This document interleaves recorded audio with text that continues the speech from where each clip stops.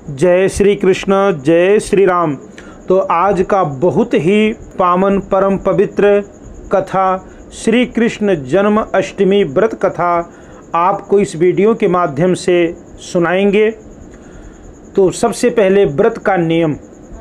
तो जन्म अष्टमी के व्रत का जो नियम है, प्रातः काल उठ करके स्नान करें, स्नान करके स्वच्छ वस्त्र धारण करके और घर में ही अपने आप जोत जला करके और भगवान के सामने कोई आपके मंदिर है, घर में बनाए हैं, फोटो है, तो संकल्प लें कि प्रभु व्रत करते समय, पूजा पाठ करते समय अगर कोई भूल हो जाए तो हमारे सभी अपराधों को क्षमा करना नाथ, इस प्रकार से संकल्प करना है। और कहते हैं कि ये जो व्रत है ये बहुत ही श्रेष्ठ व्रत है। कहते हैं कृष्ण जन्म अष्टमी का व्रत रखने से 7 जन्म के पाप नष्ट हो जाते हैं। तो ये बहुत बड़ा व्रत है। हो सके तो आप, ये व्रत कई प्रकार से रखा जाता है, वैसे निर्जल भी रखा जाता है। भगवान का जब जन्म हो जाता है, रात के 12 बजे के बाद व्रत खोला जाता है। तो अगर आप ऐसा नहीं कर सकते हैं तो दिन में आप दूध, फल, चाय ले सकते हैं। तो ये व्रत बहुत ही श्रेष्ठ है, जितनी महिमा किया जाए। कहते हैं ब्रह्मा जी 4 मुख से भी अगर इस व्रत की महिमा का वर्णन करने लग जाएं तो भी कहते हैं करने में पार नहीं पा सकते हैं। तो व्रत रख के ओम नमो भगवते वासुदेवाय, हरे राम राम राम हरे हरे, हरे कृष्ण कृष्ण कृष्ण हरे हरे, या जय श्री कृष्ण इस मंत्र का जाप करते रहना है सारा दिन। और मंदिर भी आपको जरूर जाना चाहिए दर्शन करने भगवान का। लड्डू गोपाल जी को झूला झुलाना चाहिए। आप अगर घर में व्यवस्था ऐसा नहीं कर सकते हैं तो आपके नज़दीक अगर कोई मंदिर है तो वहाँ पर भगवान को झूला जरूर झुलाएं, क्योंकि भगवान को झूला झुलाने से हमारे 3 प्रकार के जो दोष होते हैं वो दूर होते हैं, शरीर के द्वारा, मन के द्वारा और वाणी के द्वारा। कहते हैं भगवान वासुदेव कृष्ण जी को झूला झुलाने से सारे पाप नष्ट हो जाते हैं। तो बड़े श्रद्धा भाव के साथ आप व्रत करें। तो आओ व्रत कथा की तरफ चलते हैं। द्वापर युग में, ये द्वापर युग की बात है, क्योंकि त्रेता युग में भगवान श्री राम आए थे और द्वापर युग में भगवान कृष्ण ने अवतार लिया था। तो द्वापर युग में जब पृथ्वी के ऊपर बहुत ही ज़्यादा अत्याचार होने लगा, पृथ्वी जब पाप के भार से दबने लगी, तो पृथ्वी माँ ने गाय का रूप बनाकर और ब्रह्मा जी के पास गई। ब्रह्मा जी की स्तुति करने लगी कि हे ब्रह्मा जी, हमारे ऊपर पाप का बहुत बड़ा बोझ हो गया है और ये भार कैसे दूर होगा। आप हमारे ऊपर कृपा करें जिससे हमारे जो ऊपर पाप बढ़ गया है ये पाप दूर हो जाए। तो ब्रह्मा जी सब देवताओं के सम्मुख पृथ्वी का सारा दुख सुनाया।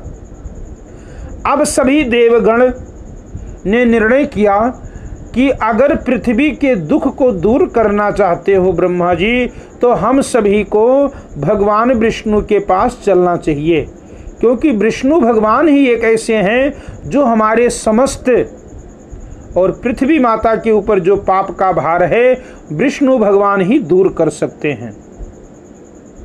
तो पृथ्वी माँ को साथ लेकर के और सभी देवता ब्रह्मा सहित क्षीर सागर पहुंच गए। तो क्षीर सागर में भगवान विष्णु शेषनाग के सैया के ऊपर शयन कर रहे थे। अब वहां पर भगवान नारायण की बड़ी ही देवताओं ने स्तुति किया, बहुत प्रार्थना किया, बहुत दिनों तक, तब जाकर के भगवान की निद्रा भंग हुई।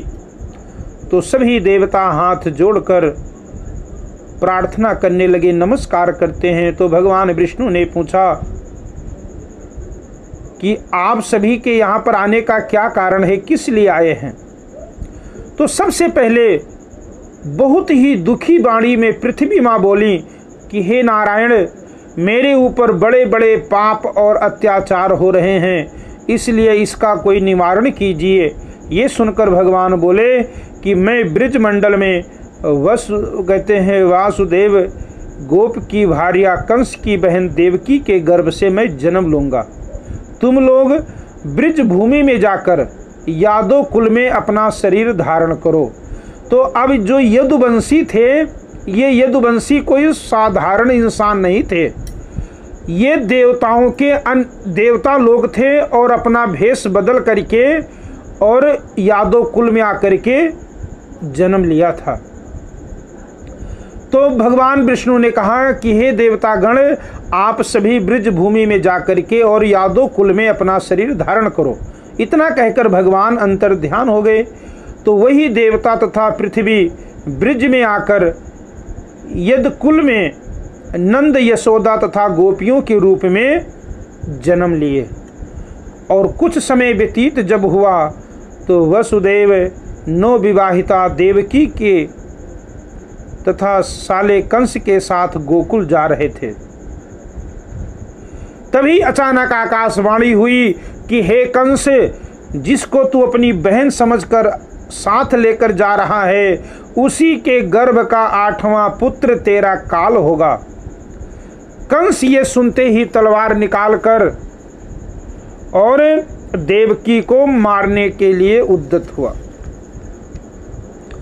तब वसुदेव ने हाथ जोड़कर कहा, कंसराज, आप राजा हैं और आप एक बेकसूर औरत के ऊपर हाथ उठाते हुए, महाराज आपको शर्म आनी चाहिए। राजन, आप क्षमा करें हमारी बातों को, मैं आपको ऐसा नहीं कहने वाला था, लेकिन ये औरत बेकसूर है, आपकी बहन है, आपका इसे मारना ठीक नहीं है।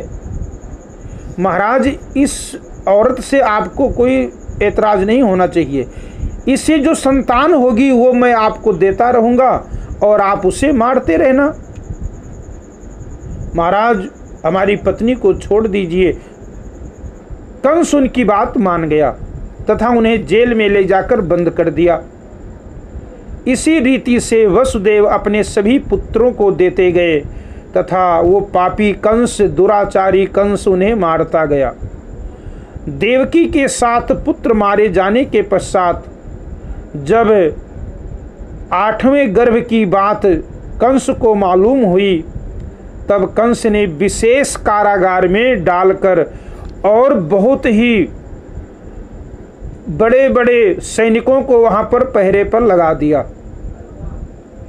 तो भाद्रों की भयामनी रात के समय जब शंख चक्र गदा पद्मधारी भगवान कृष्ण ने अवतार लिया तो चारों ओर प्रकाश फैल गया। लीलाधारी भगवान की ये लीला देख वसुदेव देवकी उनके चरणों में गिर पड़े। भगवान कृष्ण ने बालक रूप में होकर अपने को गोकुल में नंद के घर पहुंचाने तथा वहां से कन्या लाकर कंस को सौंपने का आदेश दिया।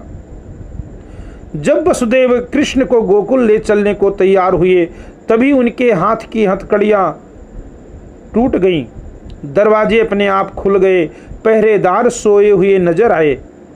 वसुदेव ने जब कृष्ण को लेकर यमुना में प्रवेश किया तो जमुना बढ़ने लगी, यहाँ तक कि वसुदेव के गले तक जमुना जी आ गई। भगवान कृष्ण जान गए कि जमुना केवल हमारे चरणों को स्पर्श करना चाहती हैं, तो भगवान कृष्ण ने अपना पैर जमुना जी में स्पर्श कर दिया। उसके बाद जमुना का जल जो था वो घट गया।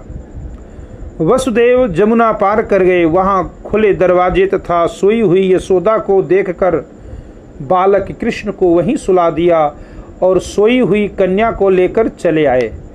जब वसुदेव कन्या लेकर आ गए तो जेल के दरवाजे पहले की तरह ही बंद हो गए और वसुदेव देवकी के हाथों में हथकड़ियां पड़ गईं तथा कन्या बड़े जोर जोर से रोने लगी। अब जैसे कन्या रोने लगी तो पहरेदार जो सोए पड़े थे वो भी जाग गए और कन्या का रुदन सुनकर तुरंत कंस के पास खबर दी। ये सुनते ही कंस ने कन्या को जैसे पहुंचा वहां कंस कारागार में, तो वसुदेव जी कहने लगे, महाराज आपको 8वें गर्भ से जो संतान थी उससे आपको डर था ना, लेकिन महाराज ये तो कन्या है, ये देवी है, इसे छोड़ दीजिए, आप इसे मत मारें।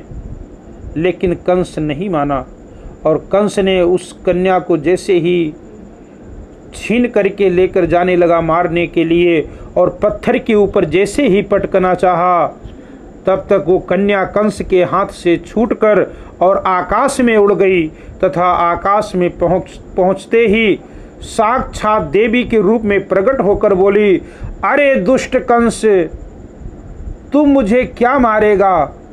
तुम्हें मारने वाला तो गोकुल में बहुत पहले ही जन्म ले चुका है। यही भगवान कृष्ण थे जिन्होंने बड़े होने पर बकासुर, पूतना तथा क्रूर कंस जैसे राक्षसों का वध करके पृथ्वी तथा भक्तों की रक्षा की। तो भगवान अपने भक्तों की रक्षा के लिए बड़े प्रकार के रूप धारण किए हैं। तो भगवान कृष्ण का जो जन्म उत्सव होता है ये बड़े ही धूमधाम से मनाना चाहिए। और इस दिन तो समझो कि भगवान नारायण का ही दिन है।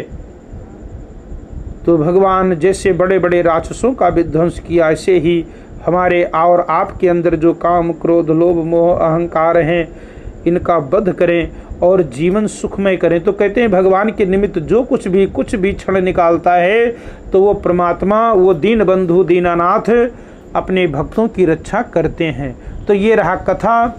अब जब रात के 12 बज जाएं तो भगवान ने अवतार लिया था रात को 12 बजे। तो उसके बाद में आप अपने घर में लड्डू गोपाल रखे हैं तो उन्हें पंचामृत से स्नान कराएं, नया वस्त्र धारण कराएं, तिलक लगाएं और आरती करें, भोग लगाएं भगवान को, भोग लगा करके और फिर व्रत खोलें। तो ये विधान है। लड्डू गोपाल जी को उस दिन में भी पूरा अपने पुत्र की तरह ही उनका सेवा करना चाहिए, पुत्र की तरह ही देखभाल करना चाहिए, और भगवान से अपनी मन की इच्छाएं जो हैं वो भगवान से कहनी चाहिए। भगवान समस्त प्रकार के दोषों को दूर कर देते हैं। जैसे पृथ्वी माँ गऊ का रूप धारण करके भगवान के पास गई तो भगवान ने उनके दुख को सुना, और सुना ही क्या, उनके दुख को दूर भी कर दिया। तो भगवान ऐसे सभी भक्तों के कष्ट और दुखों को दूर करें। बोलो वृंदावन बिहारी लाल की जय, बोलो श्री कृष्ण भगवान की जय।